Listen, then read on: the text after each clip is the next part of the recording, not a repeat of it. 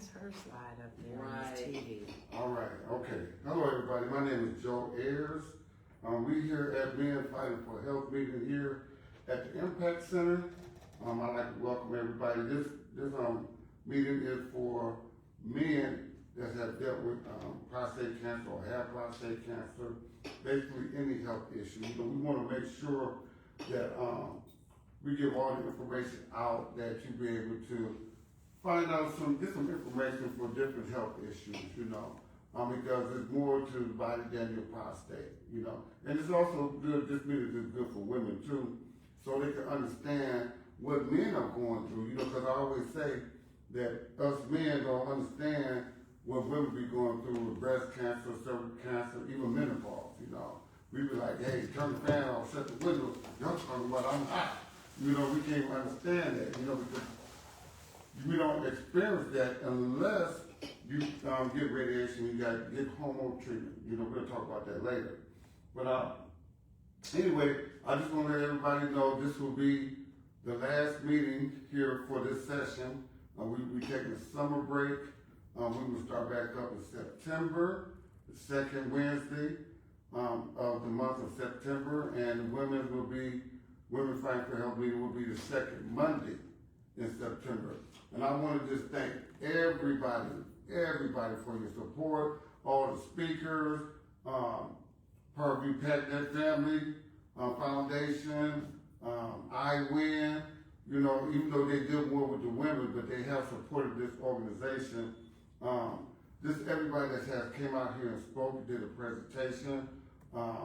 It's just so good to know that people are willing to come out on their own time to give us information, because I learned a lot myself, some things that we are human beings and we go by habits, and sometimes as you get older, your habits could be your worst enemy, because you got to have knowledge now, and these presenters, they have came out here, Miss Sharon Tubb have came out here, and there go my man Bill. Yeah. Hey, Bill. Looking sharp, Bill. Bill, my Hi. man Bill. You look good. Looking good. Been a while. I'm gonna talk about this young man here too. I am so happy. Good to Man, see you you. made my day today. Wow, this is really awesome. Now, I'm gonna get to that here in a minute, but we just want to thank everybody that has been coming out here to help us get this information out to the people in the community and online. I just want to just tell my story a little bit as we're moving forward.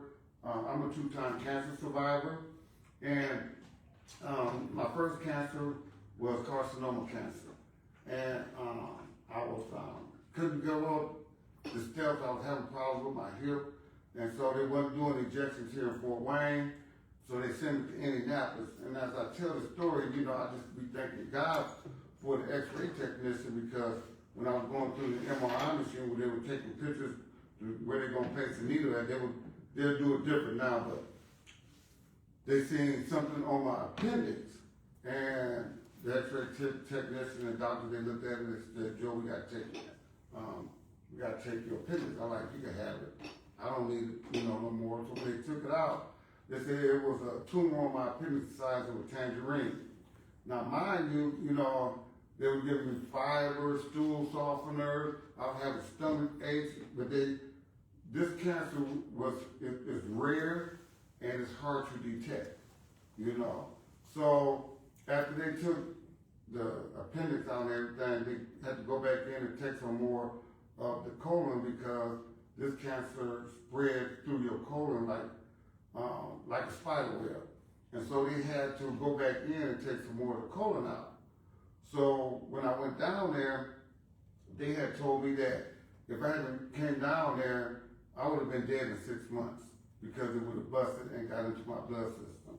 And they said that most people do not live past 6 to 8 years with this type of cancer. But it's been 14 years now, 13 years now, so through the grace of God, that, the only way that we could keep an eye on it, we had to do PET scans.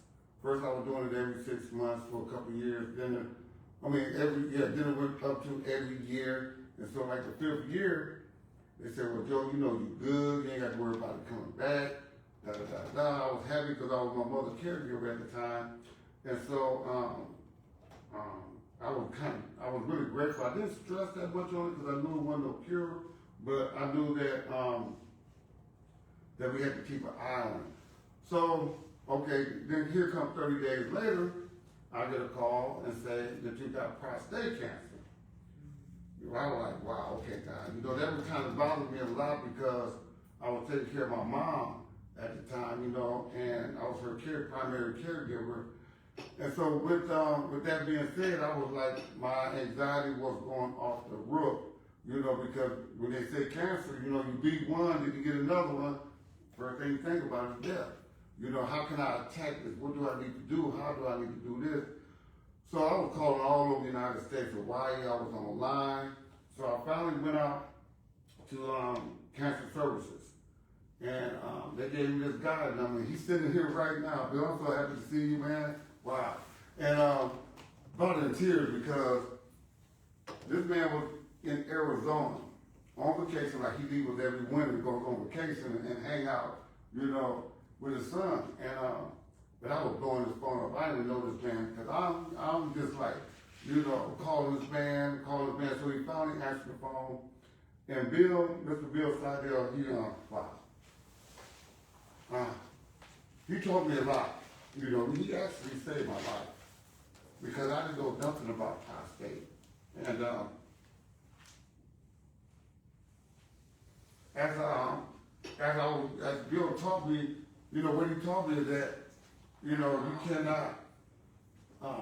Everybody's body is different, and you got to be able to choose. He taught me I have to choose my own treatment. Can't nobody choose it for me, you know. And so, as the mama passed, I did cryotherapy. You know, Bill question was, Joe, why you do cryotherapy? Because I didn't want to do the radiation. I didn't want to do the surgery.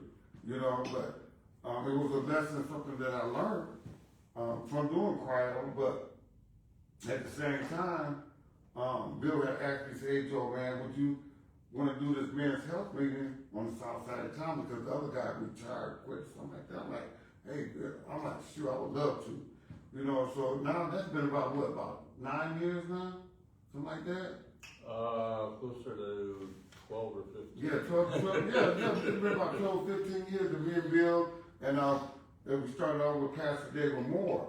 And we've been going around the city at different locations speaking about prostate cancer, the different effects, the side effects, erectile dysfunction, why it's so important to have your PSAs, you know, how after you get your PSAs, how you understand your Gleason score and everything. I've learned so much about prostate cancer that a lot of people, men especially, don't even understand how important it is.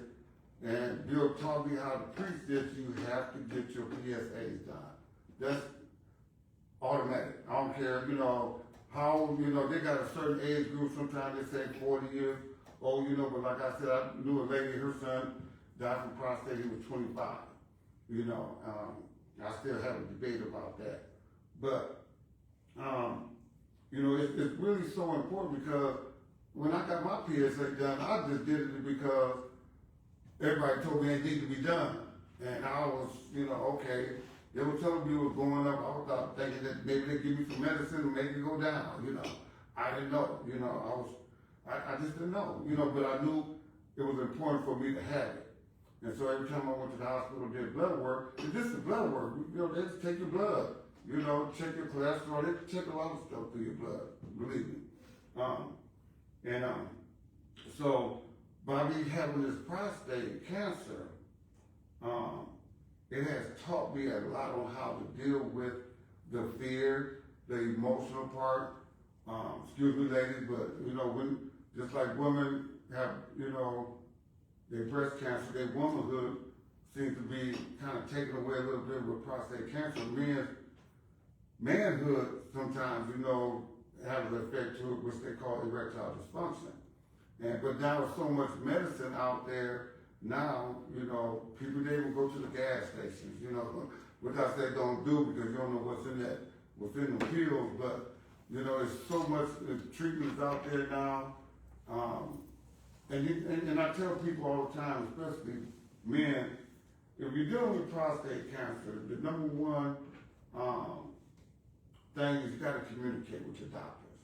You gotta know, and you gotta be honest. You know, if you urinate too much at night, if your scrotum is hurting, and you know, especially after you do certain treatments, you know, because of the side effects, you gotta really pay attention to some of the side effects, you know, because and since Bill is here, I'm gonna have him talk about some of that. No, okay. But anyway, he might even make some comments, you know, make sure I'm telling everything right. You know, so, and the reason I say that is because back this winter, my PSA had went up, and me and Bill were debating about it. I talked to Bill about it. I got 3 doctors, you know, and so I make sure I talk to both my urologists and my oncologist because it's always good to get a second and maybe a third opinion. And at the time it was like 0.5 something, you know. And even Bill said, and the doctor said, well, we don't really worry about it. If it don't go over 5 or 6 or something like that. I said, well, you know, I don't want to wait until you tell me, you know, that it's stage 4 cancer because I have to wait another year. I tell people like this, you got to be your own health advocate. You know the doctors tell you this and tell you that. If you don't really fight for your health care, to get the proper health care, not saying that they don't know what they're talking about, but it's your body, it's your life. That's how I feel about it. My doctors didn't know me. I'm not taking no for an answer. I'm not going to wait all that waiting for 6 months, a year. I just did a PET scan. I want to talk about that a little bit because they said it had jumped up to, my PSA went up to 1 point something. So before the doctor would get out of his mouth, I said, I need a PET scan. He's like, Joe, I was just going to tell you the same thing. Yeah, you ain't got to tell me because I've been going through this enough to know if it rises, it's time to go ahead and check your body out because one thing with prostate cancer, it can be aggressive if you don't catch it early. And what I mean by that is that you don't want to move it to your bones because it will spread to your bones. You know, it will spread to your bones. And that's very painful. And as it spreads to your bones, it's possible to be spread to other organs. But the thing about, you know, a lot of times when people are dealing with cancer, you get it removed from your body, you know, it go into remission, you know, but what doesn't leave in your mind that you had cancer and fear of it coming back, you know. And you have to really know your body. You got to know, you got to have faith in God, you know. Without God, you know, you can't really get through any kind of terminal illness. But with reoccurrence, it's like, to me, it's like starting all over again. You know how you start riding the bike and you fall off, you gotta get back up and you gotta try again to try to keep your balance. So you're gonna go through those emotional things, trust me. You know, I did the PET scan up Friday. I just got a text from my doctor said they haven't sent it yet to Indianapolis. And so, you know, tomorrow morning I'm gonna get on there and say, hey, why you haven't y'all sent that yet? It's been, you know, 4 days. But anyway, you have to stay on top of it, you know, and you gotta get through the fear. I'm not saying, I'm telling you straight up. I laid in the bed when after I took the PET scan because it was all in my head, like, wow, you know, did it come back, did it back? And sometimes the mind will play tricks on you. My bones start hurting, you know, it was just probably because I was laying in the bed, you know, I'm creating these scenarios which that's just the mind playing tricks on you, you know? And, but, you know, I got through it, you know, and I just wait now to see, when you're dealing with terminal illness, especially cancer, and if you think that it might reoccur or they say, well, this might, we got a test, the hardest thing is waiting for the results of the test. You know, that's the hardest thing is to wait until you get the result. Now I got this text talking about, because I was calling them all day today down in IU. And she just texted me back. And so now I got to call Lutheran Hospital to push them along, make sure they send it, upload the pictures and all that other stuff. But it's one thing that you want to do is make sure that you keep a relationship with your doctors. You know, I mean, you have to be able to have a relationship with your doctor so you be able to communicate. Because they know when they see my appointment coming up, they know we're going to be in there for a minute. We're going to talk about everything. You know, because I learned how to write stuff down when I go to the doctor's office now, because there's been plenty of times I had left, got in my car, like, man, I forgot to ask him about this. So I learned how to write stuff down before I go to the doctor's office, because it's so important that you be able to communicate with your doctors properly and communicate with your loved ones, you know, because my family and them, I was at church the other day, and my brother's white cousin, I went up for prayer, and she said, oh, Joe, we're going to pray for your cancer, you know. So, you know, your family and friends, they do know what you deal with. They don't talk about it as much around you because they won't get you sad. But it is a thought. And you don't want them to worry that you're not doing the right thing. They know everybody for Wednesday. Every time I turn around, Joe going to the doctor. Joe going to the doctor for this. Yeah, because I have to make sure that there's not nothing else wrong with my body. You know, I have to make sure, because when you're dealing with certain cancers, you don't want to. I just lost a friend, you know, last week. She had stage 4 cancer because she wouldn't go to the doctor, you know, or she didn't think that she should go to the doctor, you know. So then when she went, you know, found out she was stage 4, and you know that's sad, but that's how some of us human beings are, you know. But for now, I'm gonna get off of that a little bit, but I do want to say right now that Bill, love you, man, and I appreciate everything that you have allowed us to bring to our community. You know, it's been 12, 15 years, something like that, man, but I have grown as a cancer survivor. I have been able to, you know, when I first started, man, and now, you know, having Dr. Deborah Howard, now we have the Women for Breast Cancer, you know, so with you giving me that opportunity to allow me and Deborah to tag team, and with other organizations now that's coming out to speak, because they know we're giving out information. Like, now she's a doctor, I'm not a doctor. You know, she's a doctor, but we're not a doctor. We really giving people information from experiences, but we bring in people that are professionals, you know, and so we can make sure that you get the correct information. Because it's so important. Bill taught me that we have to make sure, and I'm still learning, you know, I got to hear about the Gleason scores, you know what I'm saying? Because that's kind of tough to explain. You know, Gleason scores are tough to explain with prostate cancer, because I'm still learning. You know, when you do your biopsy, and when they go into your prostate, and whatever they take out there, that's how they grade your Gleason score. That's a whole another workshop presentation, but I just like to have the information on hand. So we're going to move on to our next speaker, which is Bill Sardell. No, I'm just playing. I'm just playing, Bill. I'm just playing. But we got our sorority sister. You want to go next? I can wait until You go ahead. I'm praying. Okay, eeny, meeny, miny, mo, Captain. I will. I'll go ahead and go. You go ahead and go? Yeah. Okay, while she's getting ready, y'all, let me tell y'all something. That, you know, a lot of people are passing away from cancer here lately. And not even from AIDS, but, you know, we just want to make sure that everybody take care of themselves. You know, take care of yourself. You only got one life to live. You know, so, and take care of your family. Okay, you ready, Miss Dorothy? Okay. I'm ready. Okay, Miss Dorothy Jackson, y'all. Okay. All right.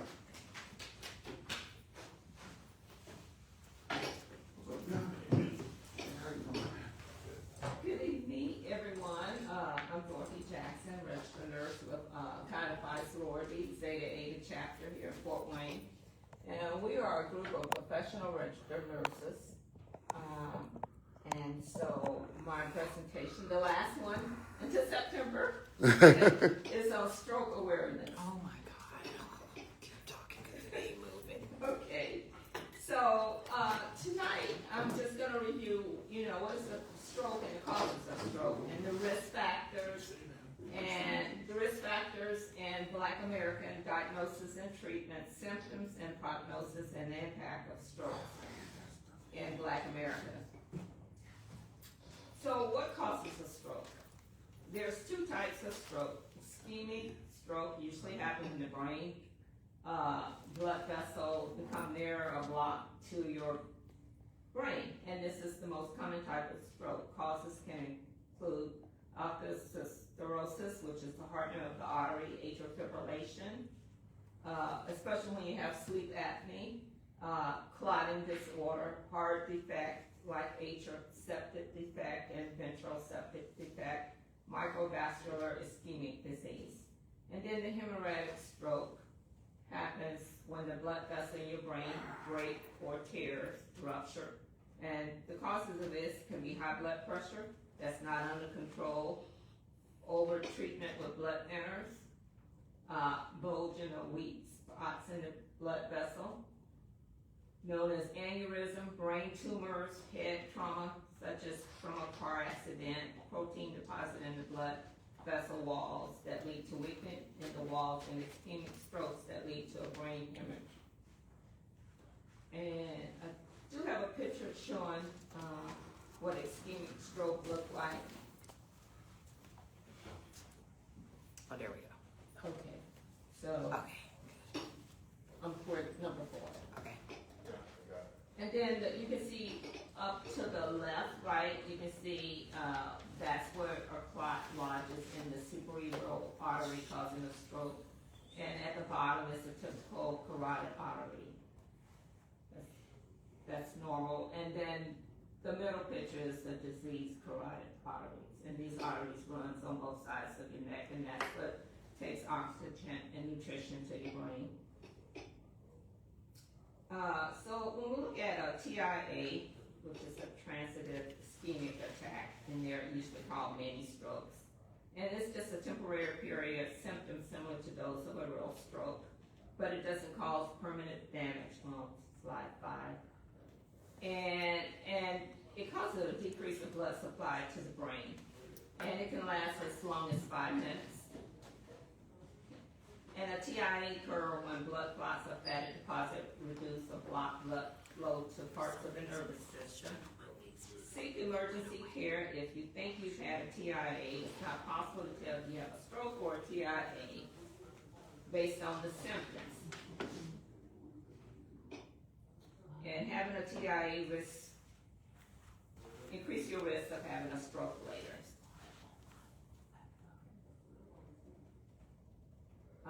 You want me to go ahead and just go? Keep going. Yeah. Okay. So if you look at the risk factors for stroke, your lifestyle risk factors being overweight or obese, physical inactive, heavy or binge drinking, and use of illegal drugs such as cocaine or methamphetamines. And medical risk is high blood pressure, cigarette smoking or secondhand smoke exposure, high cholesterol. And medical risk is high blood pressure, cigarette smoke, diabetes, sleep apnea, cardiovascular disease, your personal or family history of a stroke or heart attack or TIA, and COVID. And lately the research has shown that people who had COVID, this infection is also at risk. Other factors include your age, race or ethnicities, sex, and hormone, especially if you take birth control or estrogen later during menopause, and that's why they really don't give that out anymore because of the risk. And when we look at African American, look at the risk factors in African American: high blood pressure, obesity and overweight, diabetes, sickle cell anemia, high cholesterol, smoking, not exercising regular, and stress.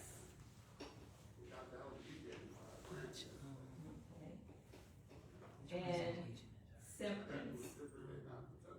And if you are having a stroke or someone else, pay attention to the time the symptoms began, and they could include trouble speaking and understanding what others are saying, numbness, weakness, paralyzing in the face or the arms or legs.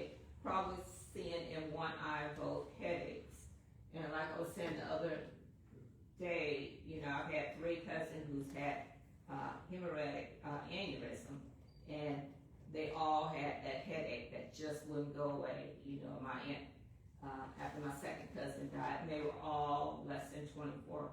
My one cousin that's the same age as me died when we were in high school. She was 18. And it was a headache. It was a headache they had never experienced before. And so, you know, I was telling the story of my family history. But yeah, so it's that headache, so, and trouble walking. And seek immediate medical attention if you notice any symptoms of a stroke, even if they seem to come and go, or they disappear completely. Think fast. And warning symptoms, okay, signs and symptoms of stroke can be different depending on what part of your brain is impacted. No matter your race, fast can help you recognize several symptoms, several common stroke symptoms, and remember what to do. The face drooping, arm weakness, speech difficulty, and then it's time to call 911. And like I was saying, we have some of the best stroke centers here in town, so once you go in, the diagnosis is blood test, CT scan, EEG, which is electroencephalogram, scanning of the brain, and not scanning, but tracing of the brain, and electrocardiogram, which is the EKG, and an MRI. And usually the first four things they will do, and then as the symptom progresses or whatever they're treating you with, they will do the MRI. And the treatment you need will depend on new factors, including how much the stroke damaged your brain, what area of your brain is affected, and what type you have. If you experience an ischemic stroke, the goal is to break up or remove the blood clot that causes it. And you would need thrombolytic medications or surgery, usually mechanic thrombectomy.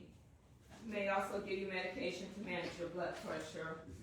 If you experience a hemorrhagic stroke, the goal would be to control the blood bleeding that caused it.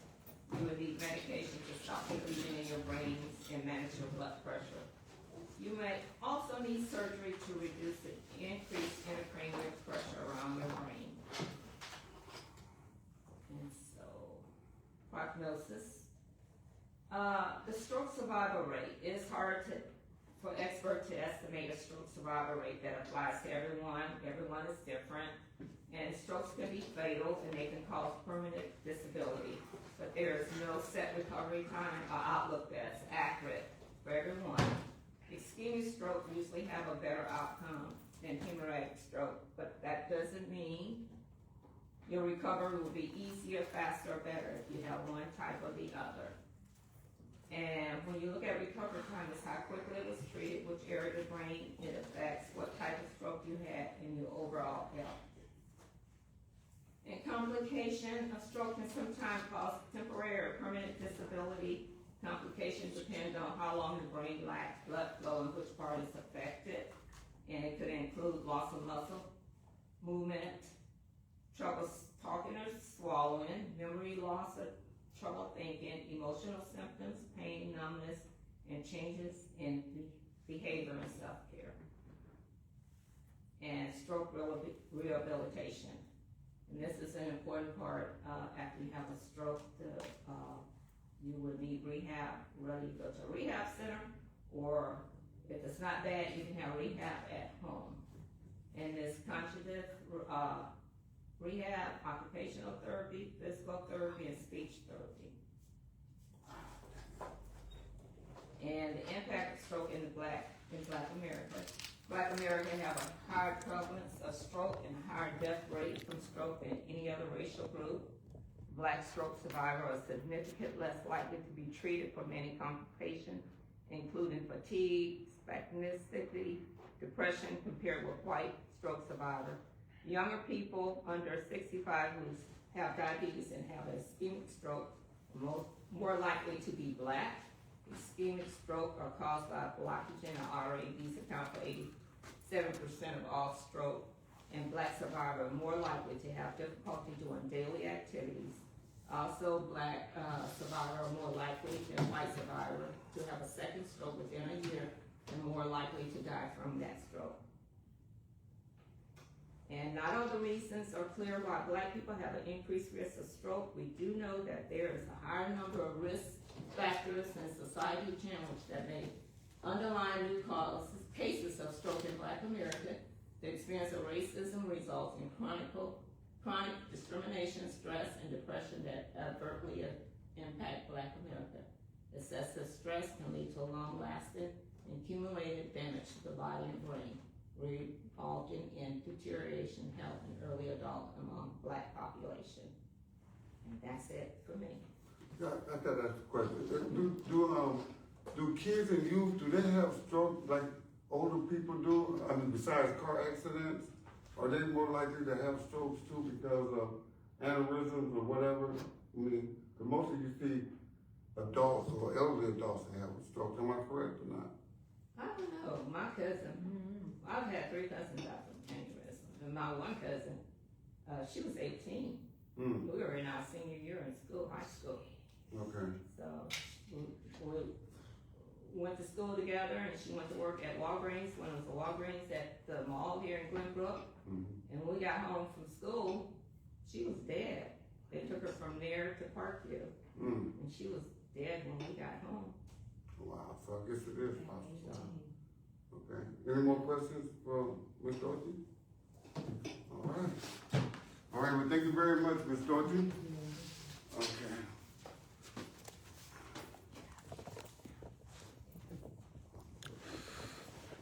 All right.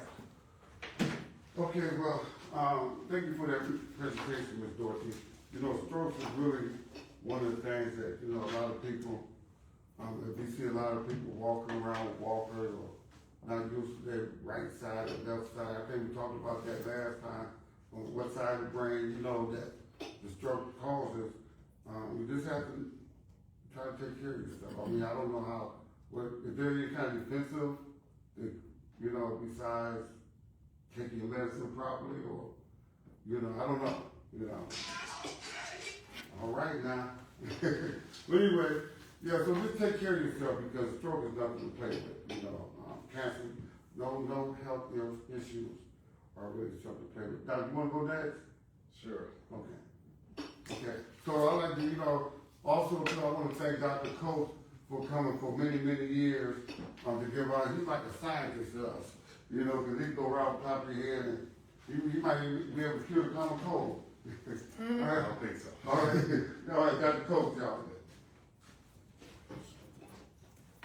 So, actually, this is going to be on dementia and delirium.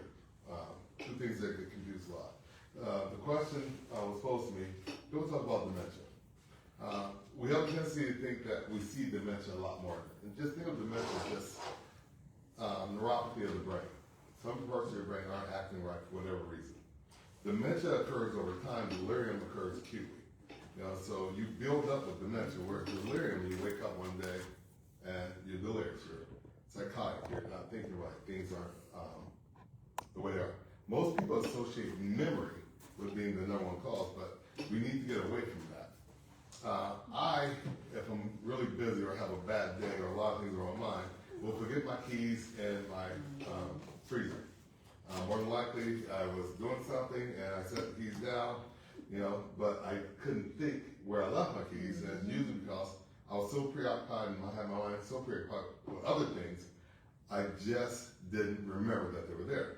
It's not dementia, it's just that you're so busy, you can't think of it. And if you think about it over time, you know, we prioritize different things.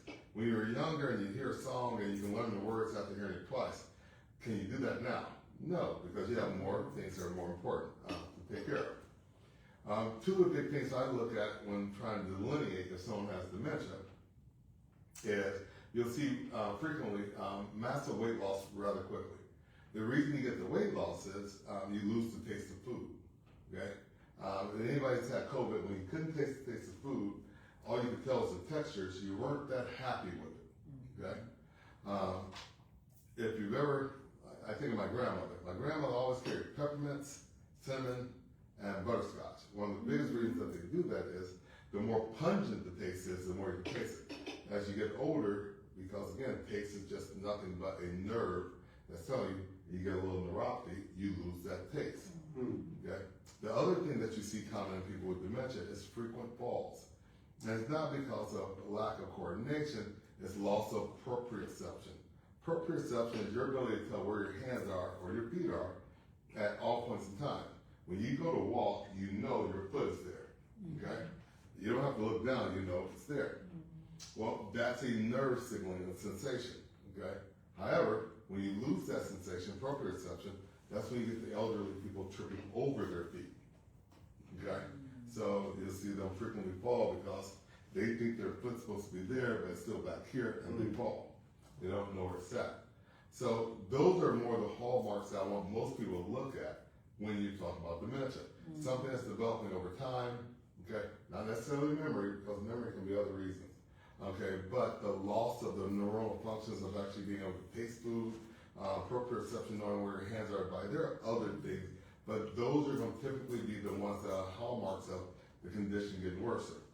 Now, they'll tell you that Alzheimer's dementia is the most common dementia. I have a particular issue with that. Alzheimer's dementia is identified by amyloid plaques or tau proteins. Okay, the only way you can truly officially diagnose it is by doing a brain biopsy. And nobody's doing brain biopsies on dementia patients, and you're not going to do that diagnosis. Now, you can do blood tests that aren't as accurate for the amyloid plaques. I think it's, I can't remember which type of amyloid and the tau protein in blood studies, but they're not as accurate. I think the more common, especially in our community, type of dementia is vascular dementia. Okay? If you look at the brain of an older person versus the brain of a younger person, the brain of an older person is smaller. They have many strokes and they lose blood flow. That's secondary to high blood pressure, diabetes, this metabolic syndrome. And so those blood vessels get clogged from the cholesterol and they shrink down, which is also why it's so important to treat, manage your blood pressure, cholesterol, and diabetes. I think that's way more common, and you see the degrade, and it's also, or we would call it age-related dementia. Okay. Now, on the flip side of this is delirium. For all the nurses, I'm sure you've had that patient that is in their like 60s or 70s, they get a urinary tract infection, and it changes their whole behavior. They may have psychosis, they may have hallucinations, they may have their voices. Okay, so with delirium, you're talking about acute medical condition, infection, metabolic imbalance that's actually causing that acute change in them. And that's how we see it. Okay, because with dementia, we have medicines that we trial to treat dementia, and I think of them as a Hail Mary. When you take the medicines, it's supposed to slow the progression of dementia. However, we know that everyone progresses at different speeds. So how do I know it's really slowing it if every person's independent and progresses at different speeds? Well, it's a Hail Mary anyway. So you're just doing your best to actually try to slow it down. Whereas with delirium, we're usually able to find an identifiable cause of infection either in your lungs, urine, metabolic abnormalities like acute dehydration or something that's called elevated calcium, and we correct that, they immediately get much better. Okay, so for this talk that we're talking about, the difference between acute delirium and dementia. Dementia over time, delirium like instantly, usually in a day. So that is, for the most part, just a simple breakdown of dementia and delirium. A lot of times, one of the things that we will do to test and look at the different functions of how the brain is working is we'll do a mini mental status exam, where the doctor may ask you to spell world, W-O-R-L-D, and then have you spell it backwards, D-L-R-O-W, okay? Or do 0 sevens, start at 100, 100, 93, and just subtract 7, 84, and so on, where you have to hold that number in your brain and then continue to digress, which is testing your concentration. Or they may ask you to do dexterically, take your hands and repeat a symbol, okay? Because you may lose the ability to look at spatial relationships. Or they may ask you the meaning of a sentence, like what does a bird in hand, these two in the bush mean? Where you have to explain it and do something. Those are going to be the worst worries. Or they'll give you 3 things to remember, like door, table, chair. I always have the same things because I have a hard time remembering it. And then distract you with a test like the 07, spelling the world backward, and so forth, and then have you repeat the 3 words to see how long you can hold things into your memory. Those are very simple tests that we do, which I'm guessing is what they had Trump do, which is why I keep saying, I passed the test. I hate the test. Yeah, so you can remember the 3 things we asked you to do, which is just a baseline cognition test. You passed the test. Now, the other thing I really want to talk about was the hantavirus infection, okay, which I find interesting. One of the reasons I went into medicine and went into biology was, I don't know, not many people remember, I guess it didn't excite them the way it excited me, but in the late 80s, early 90s, we had a hantavirus outbreak in out west in Arizona from the deer mouse population, where it caused hemorrhagic fever and a hemorrhagic outbreak, where basically you bled from every orifice of your body. Okay, I mean every orifice, and it would come on after a proton fever, or people were exposed to deer-killed mouse. These people were showing up at the hospital with this fever and started bleeding from every orifice. I was a strange kid because I thought that was exciting. I mean, it was like an investigator in case you got to find out what's going on. Luckily, we were able to control that and keep it under control. However, the more recent case, which is a little bit different than the one that was exposed here, because as a general rule, the hantavirus is not a person-to-person transmission. However, okay, whenever you have areas of mass pollution, overpopulation, and a lot of fecal matter, you tend to have mutations of viruses.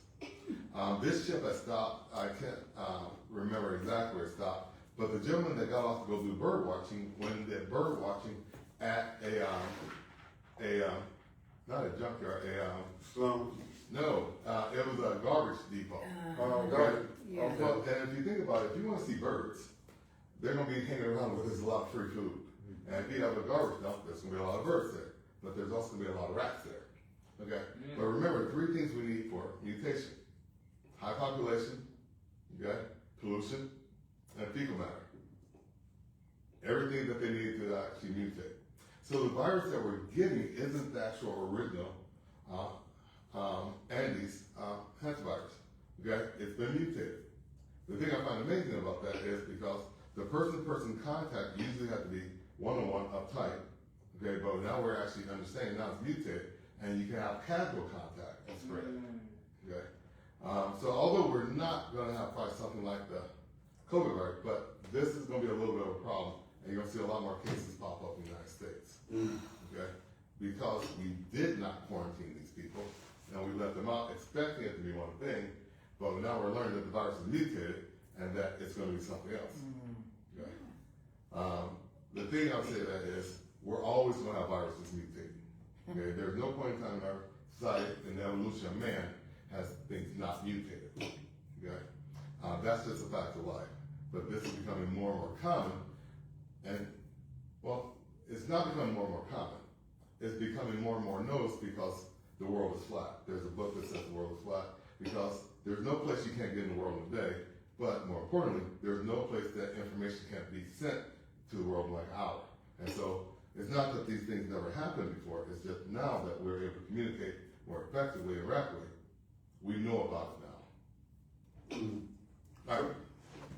So with this, what's it called, Hannah, do you think that it's gonna mutate? Oh, it's going to continue to mutate. It's gonna continue to mutate? I remember a sign from biology, nature is trying to kill you. Okay? Every day, nature is trying to kill you. People hear medicines, medical personnel say, you know, the miracle of life. I don't think people really understand the miracle of life. The miracle of life is none of us should be here. Think about it. If you take a sperm and egg and they come together, to produce a human, okay, you can't fathom how many times you have to mutate in a perfect way to produce you. And especially in the beginning, any type of error, okay, it kills the fetus. It dies. Because that mutation error or any type of error will be amplified, you know, 1,000,000 times.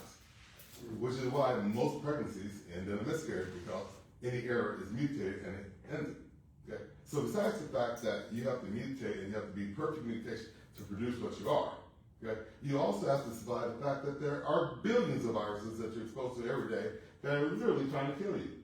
Okay? Forget the animals. I'm talking about the billions of viruses you don't even know that you come in contact. They are constantly trying to kill you. Okay? Or the viruses that actually shut down your organs, cause endocarditis, cause pancreatitis, okay, that you're exposed to, and somehow you live. Okay? The odds are not in your favor. Nature is trying to kill you, and yet the miracle of life is that we still are here. Regardless of every pandemic, every infection, and so forth, we are still here. And that's the miracle of life. So yes, there's never going to be a time, as long as there is overpopulation, pollution, and sewage, that viruses aren't going to mutate. It's so weird that they didn't quarantine them. Right. The first ones that got off the airplane and came in, they're in 6 different states now. Yeah. So, And they didn't quarantine them. but there's also other, but you gotta remember, at one point in time, we ran the WHO. The United People States helped start yeah, and actually people controlled the WHO. Okay? At one point in time, we also had 2,500 people that were dedicated in the CDC to do this. Right. At one point in time, we had a CDC director, which we don't. And at one point in time, we had a head epidemiologist who was a specialist in the treatment of it, and we don't. Right. So this is nothing like we had before, and there's no one setting the protocol of how we do these things. Okay? You're right, I forgot. Yeah, so Yeah. whereas the previous episodes of the hantavirus, we had a playbook. You know, there literally is a playbook. There was a binder that literally gave us detailed, instructions on how to do things. And that binder's been thrown out. Yeah. So we're in a new time. But again, don't let that hold you down, because nature has always been trying to kill us. Right. And yet we're still here.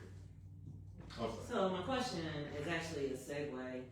You're talking about how nature's trying to kill us. Conversely, our bodies, our immune systems are constantly trying to protect us. I am going to speak about cancer. I would love for you to segue to how the human body's immune system impacts cancer. So tumor killer cells. I'm guessing what you're talking about. So the first thing I would tell people is cancer isn't bad. Okay, cancer is just a normal function. Okay, it's the word in front of cancer that actually is the issue. Okay, lipoma is cancer. A keloid is cancer. Okay, those aren't necessarily going to harm you. And actually, your body has a natural defense to cancer. There are cells that we have that actually kill cancer cells. Okay, but we also, everyone here has what's called June-Foss oncogenes, which actually promote cancer. And it's the balance, okay, the dysregulation that generally leads to that. We've actually, ironically, for COVID virus, the first company to come up with the vaccine was Moderna. The reason that Moderna was the first company to come up with the vaccine was they were actually funded under Obama to do mRNA research for vaccines for cancer. And actually, we are presently, I think within the next year or two, we're introducing the first of those cancer vaccines, where we're actually teaching the body to attack those cancer cells, because for whatever reason, as time goes on, the tumor killer cells, they wane down and they lose their effectiveness.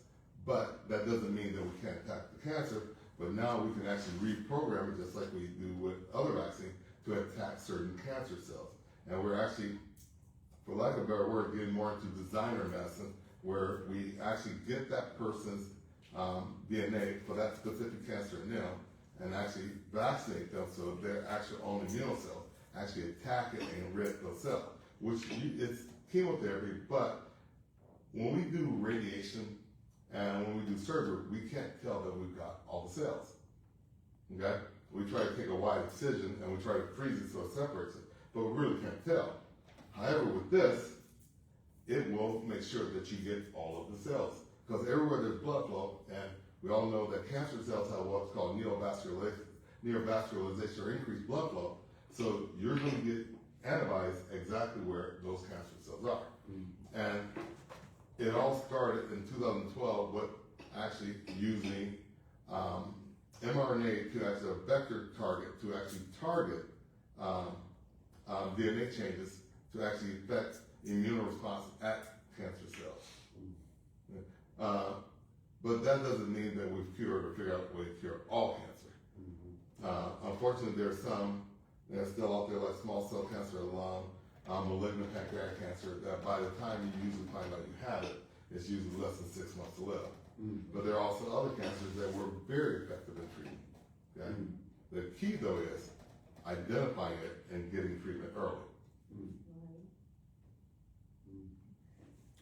Yes, ma'am. I'm going back to dementia. I have a question, and I'll give you two examples. Well, I have a friend whose husband was diagnosed early, and it's just rapid. What kind of cancer? Not cancer, dementia. Dementia. Yeah, it's just rapid. It's to a point where you know, they're feeding him But at what age? early 60s. Okay. I guess, like 50. And my question is, and I also work with a nurse. It was weird. We were both in our 40s, and she decided not to have kids because her mom had dementia in her early 40s, and that was her fear of getting dementia because her brother had it early onset in his 40s, and so Roseanne would refuse to have kids, to get married, and she said she would not bring a kid in with that type of family history. And I thought it was so weird because I had family, you know.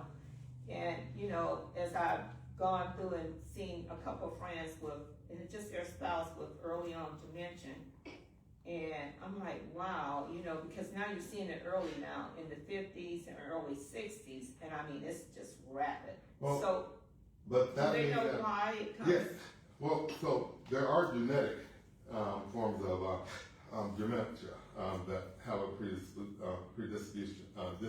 disposition. Think about Huntington's disease can usually actually cause dementia-like symptoms. Actually, even Alzheimer's itself, there is a genetic component where you actually will get the aggression early.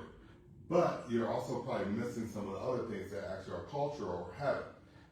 There's a local cardiologist that got Creutzfeldt-Jacobs, where it was caused by prions. Here in town. He was in his 60s, and I think he was dead within 3 years. Creutzfeldt-Jacobs is also, they call it headhunters or cannibals disease, where a prion is a single strand of protein that eats your brain. But it was found in bone meal. So a lot of people that were doing gardening and farming, they would use the bone meal as a fertilizer, and breathing in the meal, they breathed in the virus, and they've been Creutzfeldt-Jacobs. But there was a local cardiologist that actually had that. So it mimics a lot.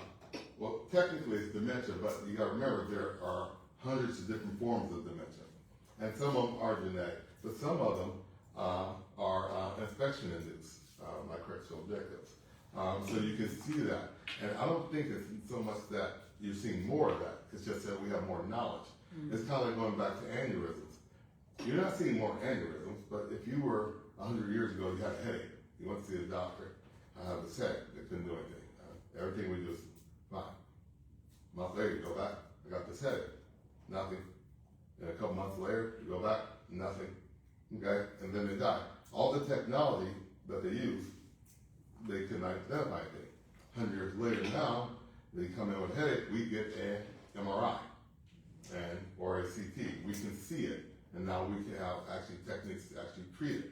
So it wasn't that it wasn't occurring, we just didn't have the technology to identify it. And think about like what type of technology we have now to actually look at a prion, a single chain of proteins that identify it as something that's attacking the brain, or to look at the amyloid plaques inside the brain to actually diagnose Alzheimer's. Again, we're just better informed, and so you're seeing more of it. I don't think that there are certain things that are creating more disease states. I think there are technologies allowing us to understand and identify more disease states. Yeah, question on dementia.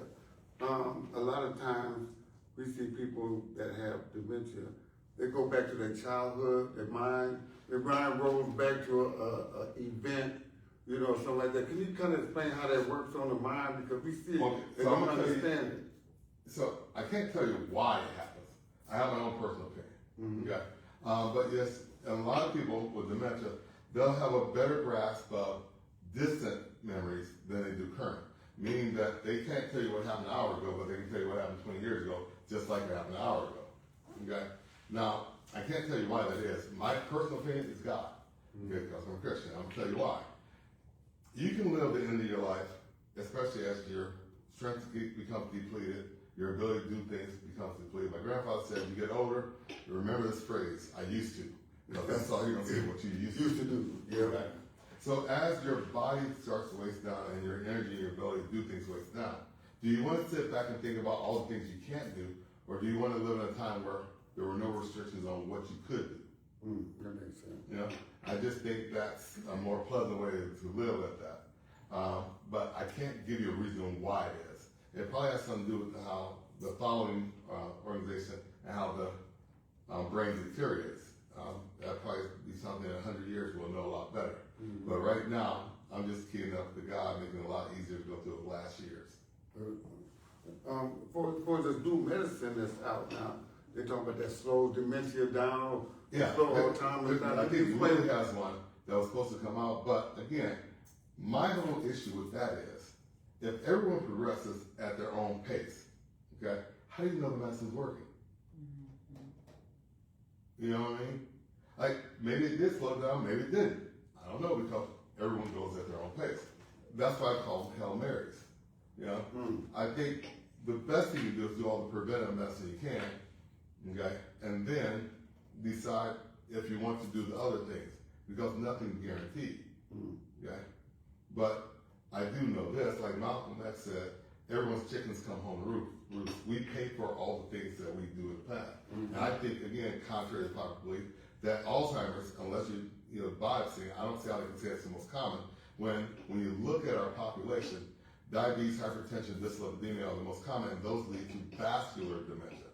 You know, so I think if you want your brain around and you function a long time, one, control those three things.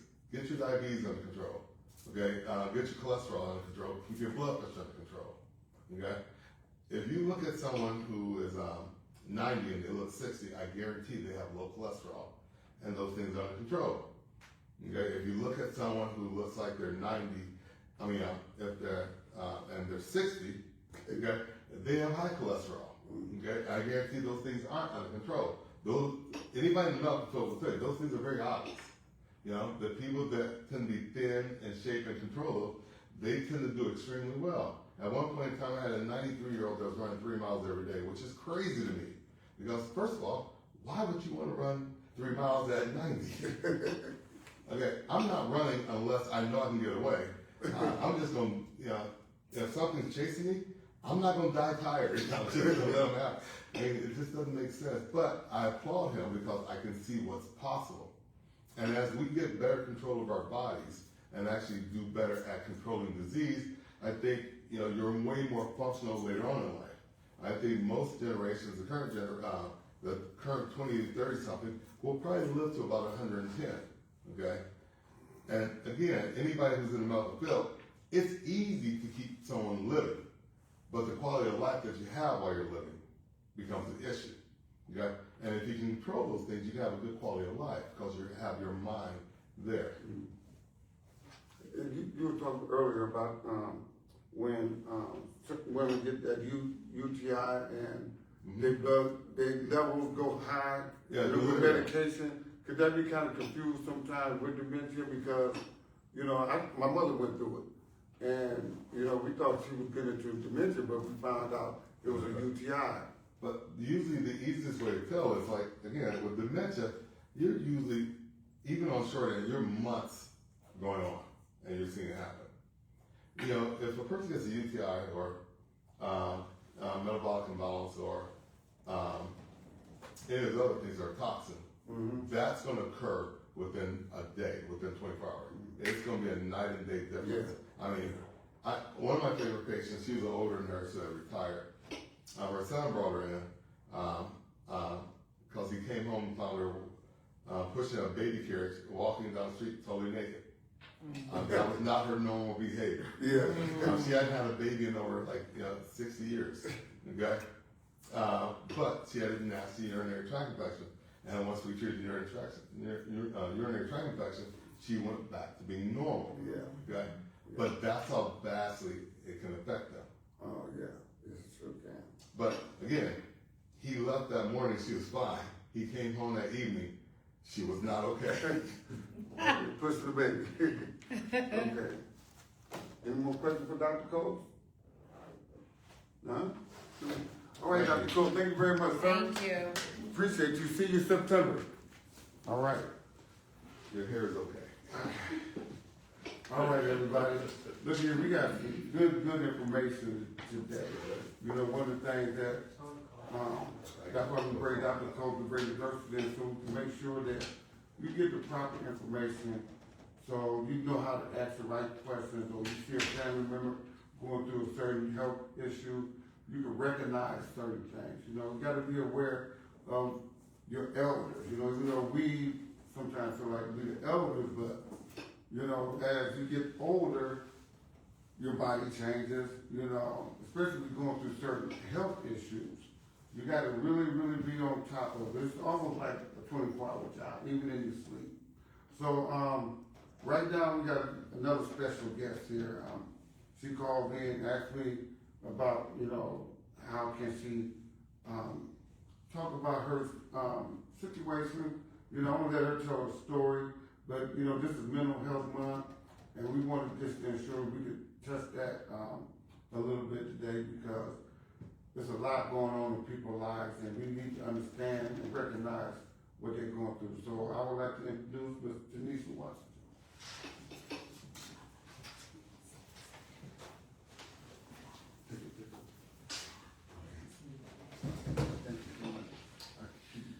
Good evening, everybody. Like Joe said, my name is Tanisha Washington. Thanks for anyone who's watching right now or watching this later on. By profession, I am a business development person, but I come to you today, and I've been in business development for about 25 years now, but I hope in the future, near future, to be able to segue into the not-for-profit space and to turn our family's pain into purpose by honoring my son, Jelani Washington. I'm gonna, if you'll put the camera on Jelani for a moment, I can speak to it. This very handsome, at least I think so, extremely handsome young man here is my son, Jelani Washington. Last year, in 2024, Jelani and his twin sister, Azaria, were getting ready to start their freshman year of high school. The day before school started, Jelani told me that he had some pain. I admit that I was rather dismissive of that pain because Jelani wasn't a big fan of education. I shouldn't say that. It's not that he wasn't a fan of education. He was not a fan of formal education, but he was a perpetual student. Jelani was very curious and enjoyed educating himself. He constantly researched all manners of issues. When we were, during the pandemic, he came running downstairs. He was 10 years old, and he said, "Mom, you're not gonna believe what Kim Jong-un has done now." And I thought, I didn't even know that you knew who Kim Jong-un was. Anyway, the first day of school, I went on ahead and I sent Jelani to school. He returned home. He said, "Mom, I'm in terrible pain." Yes, I'm in terrible pain, and I have blood in my urine. I thought that he had consumed too much protein powder because he was really excited and geared up about making the basketball team. He had gone to practice almost religiously that summer in a way that he, was not normally dedicated to things, and he was very determined to make the basketball team. So he had asked if he could take protein shakes, and I agreed. He said I had blood in my urine. My mom said, "Go and pee in this cup." He came downstairs with the, the red, whatever they're called, cups, disposable cup, and it was full of blood. We knew that we had a significant problem. I took Jelani to the emergency room expecting to learn that he had a kidney infection or bladder infection or something along those lines. It was taking so long for them to tell me what was going on. Fun fact, I had 2 sets of twins. At the time, Giovanni and Azaria were 14 years old, and my younger twins were 2 years old. So my mom had the little ones, and I called home to say, hey, this is taking a long time. She said, I don't understand why it's taking so long. You mean to tell me that, there's no update in my chart? I looked, and all of Jelani's, his metabolic panel was all the way off. Almost everything was red.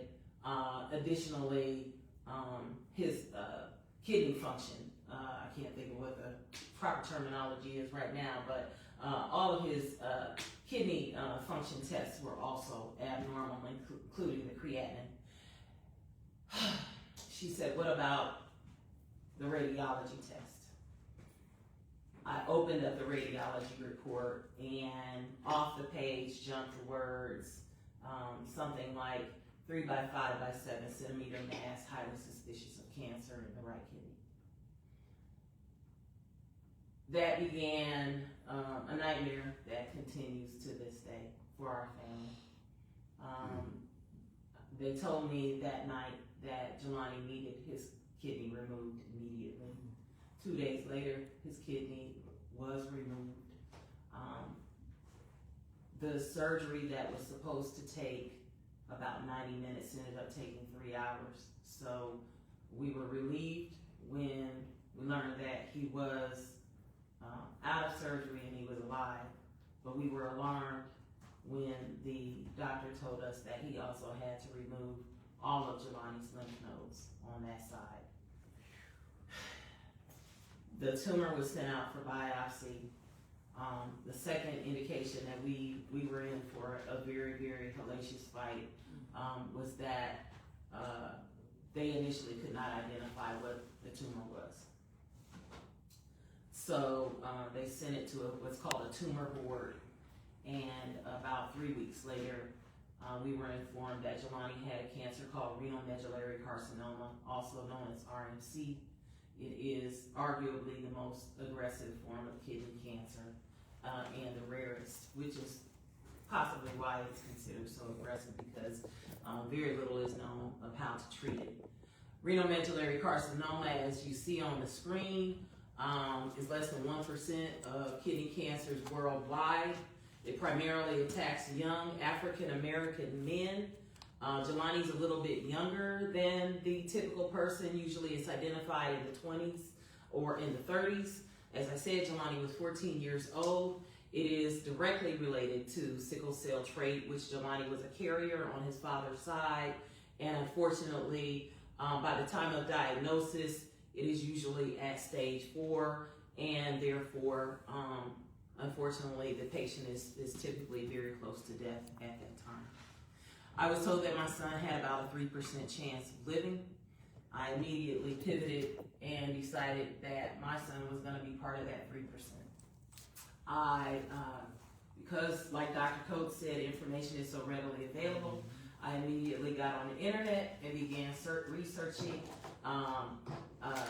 one for any clinical information, but I also jumped on Facebook to identify any lived experience information that I could find about renal medullary carcinoma. In both instances, I was only able to identify one team of specialists in the world that dealt with renal medullary carcinoma at MD Anderson Cancer Clinic in Houston, Texas. I reached out immediately to Dr. Pablos Masal, who is the leader of that team, to let him know that my son was diagnosed and that I would like a consultation with him. Dr. Masal very graciously got back to me within hours and began consulting with my son's pediatric oncology team here in Fort Wayne, Indiana. renal medullary carcinoma is so aggressive that, typical treatments for cancer are completely ineffective. The level of treatment, sadly, is also extremely aggressive. Thank you. To the point that Dr. O'Brien, who was Jelani's doctor here in Fort Wayne, was a little bit trepidatious about the treatment because, of course, Jelani was a pediatric patient, and to pump that much, for all intents and purposes, poison into a child was difficult. There are only about 4 approved protocols for treating renal medullary carcinoma. One is an immunotherapy protocol. We did DNA testing on Jelani's tumor in hopes of identifying, that the immunotherapy treatment would be an option, and it sadly it was not. To my knowledge, there have only been about 3, 5, something like that survivors of renal medullary carcinoma, though obviously we fought very hard, Jelani passed away almost a year ago. I come to you today because, like other cancers, the survivability rate for renal medullary carcinoma is also tied to early detection of the cancer. When most of the patients are diagnosed at stage 4, that doesn't give the medical teams much time to try to save the lives. I was told that Jelani had sickle cell trait when he was only 3 weeks old. I also was told that, I didn't really need to worry about it because sickle cell trait really just primarily the patients experience additional fatigue and need some additional water or some additional rest. My son always looked extremely healthy. This kind of contradicts what Dr. Coates was saying about, being obese and all of those things. Just because a person is physically fit does not mean that they are perfectly healthy. Jelani, and this is true of other renal medullary carcinoma patients. Jelani was extremely physically fit, very muscular, always lean, and always very active. Unfortunately, Dr. Masal's team has identified that there is a correlation between extreme physical fitness and the onset of this disease. They don't know entirely why it is, but it does seem that many of the patients are, like I said, extremely physically fit, and somehow that level of physical activity, and you would have to look at his reports, his studies, for a better explanation of this, but just in layman's terms, that the cancer is somehow activated by that level of physical activity, and I don't fully understand why that is. So I come to you today to say, anyone who's watching this who has sickle cell in their family, I believe that the gateway to better awareness of this disease is the sickle cell community. And if your child or anyone that you're aware of has sickle cell trait, I think it is imperative that they be informed of this cancer, the families be informed of this cancer, and some type of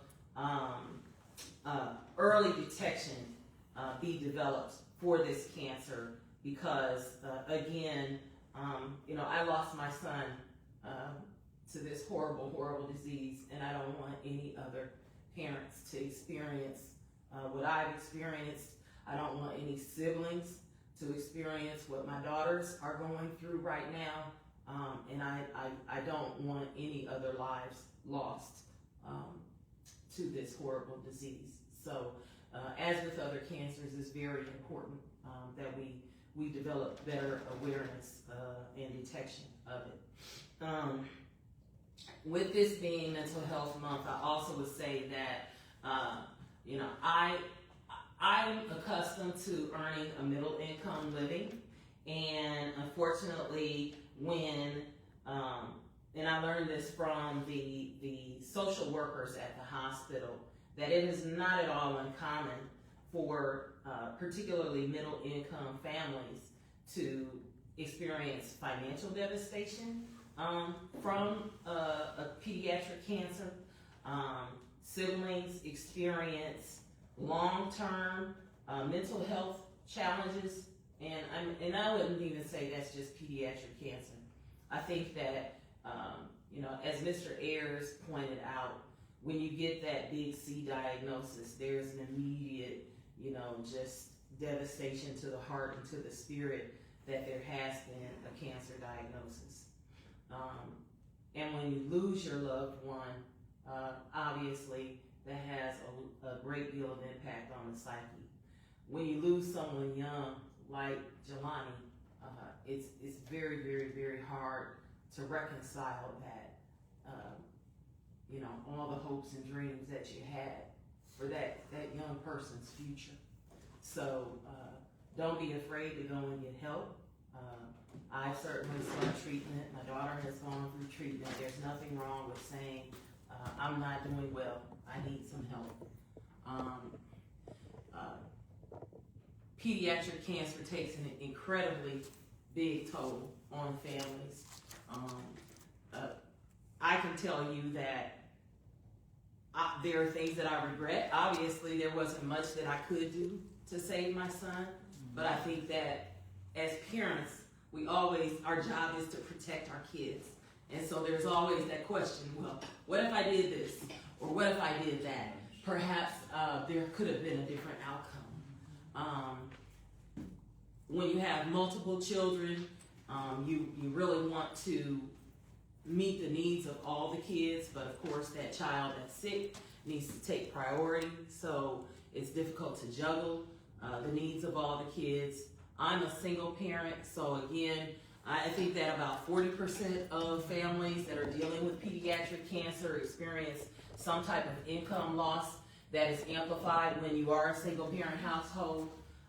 And again, like I said, the grief, it's just gonna last for a lifetime. As I wrap up here today, I would say that our family is still in crisis. It's almost been a year, but it's not something that you bounce back from quickly. And I've just had to learn to. I kind of joked during the during the presentation that I gave on Monday that it's akin to giving birth, where you lose all sense of modesty and say, you know what, hey, it is what it is. If I lay all of my weaknesses bare here before people. There is little shame anymore because basically you've experienced the worst of the worst. So again,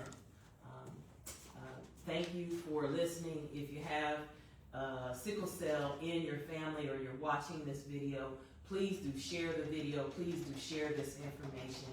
I hope that you can, we all can save some lives. Yes? Yeah. Could you tell them a little, right quick about your foundation and how to contact your foundation if they want to, get some awareness and partner with you to get this awareness out to our community? So I did, thank you, Mr. Ayers. I did touch on our family's need. It's actually an absolute need. When you lose a child that young,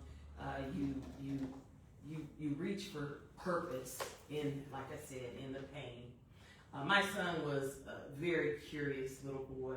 He absolutely loved gardening. He loved to grow living things. One of the last things that he did that he asked me for that brought him pleasure was if I would take him to get seeds, because he wanted to plant the largest garden that he ever had. My uncle is a 30 or 40 year hunter relief gardener here in Fort Wayne, Indiana. Ephraim Smiley and Jelani idolized my uncle, so he wanted to have a tremendous garden. I am fulfilling that goal by establishing the Jelani Washington Seeds of Hope Foundation with my daughter, his twin. The foundation has two purposes. On one hand, we obviously want to give hope and inspiration to other pediatric patients. Jelani was so loving and caring that he would often look across the room when he was at chemotherapy at other children in treatment and say, you know, I feel so bad for that little boy, or I feel so bad for that baby. I'm glad that I got to at least live 15 years. I wish that they weren't going through that, Mom.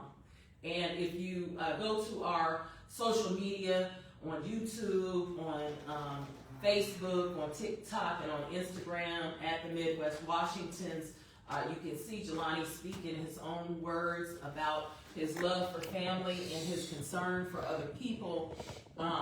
So the second purpose of the foundation is to help families like ours that are in financial crisis. I can tell you that I am normally what I believe to be a pretty intelligent person, but right now I have great difficulty comprehending new things and even recalling things that I knew before. So trying to navigate the system of the support systems that are available and to figure out how to keep the bills paid and how to keep everybody fed and keep everything, all the balls that you normally juggle up in the air while you're also trying to grieve and take care of your children is extremely difficult. We aim to be a glue that helps to unite people like our family that are in need, that need services, and that need advocacy. So the Jelani Washington Seeds of Hope Foundation is a fully established legal 501c3 non-for-profit. I have not been able to do everything that I need to do to launch the foundation, but with your assistance and support, we're going to get this foundation out there, and we're going to help other families, and we're going to help other children that are suffering like my darling Jelani. All right. Thank you so much. Woo. Wow. I'm gonna just leave this up while you wrap it up so people can just see. Yeah, I'm just gonna wrap it up. It's on my page. Yes, first of all, thank you for sharing that with us, you and your daughter here today, because I just can't imagine going through that and having to watch your child go through that illness, you know, and to, I can't really find the words, because there's no words. That one thing I can say is that we be praying for you, you know, keep you in our prayers. And also too, thank you for bringing this awareness out, you know, and oh man, it's kind of hard to even think about it, you know, and to know that you have to live it, you know, you and your kids and your family. So, we be praying for your family. If anybody want to reach out to this family, you know, you could inbox me, or you can inbox Miss Tanisha Washington. I'll put links. There will also be links in the comments section. Yeah, okay, so she's gonna be putting links in the comment section. But, Deb, we did it. We did. We did it, you know. Thank you once again, Bill. I mean, you know, Mr. Bill Seidel, he's really the group of this men and women's health meeting. Without his expertise and his experiences going through this prostate cancer, and taught us a lot how to be in front of the camera, to be in front of people, to make sure that we give the proper information out there, be able to help you, navigate you through whatever illness that you have. That's why we try to do more than just prostate and breast cancer, because there's so much going on with the human body as you get older. You know, they always say we got more years behind us than we do ahead of us. But wherever we're going ahead, we want to try to go as healthy as possible. And I just want to pray for a friend of mine passed away today. I'm not going to say his name to his family, but and I know the friend passed away last week. You know, as we're getting older, we're losing a lot of friends and families. And one of the things I try to do, keep in my mind that, you know, while we here on earth, we have to learn from our past and our mistakes so we could do better. And if the food has changed, water has changed, and we got to be able to change with the economy and politics and the way food is developed now.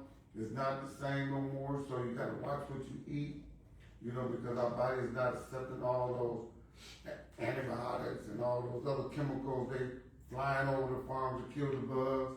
And I'm just going, but I'm gonna say, I remember one day back in the 70s, I ain't trying to tell my age, but you know, back in the 70s, me and my mother, we was watching TV, and that's when the farmers was complaining about how the bugs was eating up the farm, and they couldn't make no money. So they started spraying pesticides on the farmland. And we was and the FDA said that this is not healthy because the farm is gonna soak in the pesticide, the soil gonna soak in the pesticide. They're gonna feed the corn and all this other stuff to the animals. The animals gonna eat all that stuff, so the pesticides and that, and then we eat the animals. So it's all just a recycle of this pesticide in food that you have to be careful and know how you clean food. But anyway, I just have to tell that a little bit so y'all be mindful of what you clean. Look, I'm still trying to lose this belly, y'all, so hey. You know, I'm trying to lose it. It ain't easy, but anyway, I want to thank everybody for joining us this year, and we're going to be returning in September. Everybody have a safe vacation. You know, make sure you keep an eye on the kids and each other. And thank everybody for all their presentations. I want to thank the Impact Center for allowing us to be here out here with New Covenant Church and all the other organizations that allow us to do presentations these last 12, 13 years. Thank you, thank you, thank you. Deborah, you have anything you want to say? No? Thank you. Well, I want to thank Dr. Deborah Howard too for doing the Women's Health meeting, bringing the sororities and bringing some of her people over here. She's the one that really got us started with I Win. And thank you, Dr. Deborah Howard. You are welcome. All right, thank you so much. All right, God bless y'all. If y'all need anything, hit me up on the inbox. Y'all have a great summer. Awesome. Great job.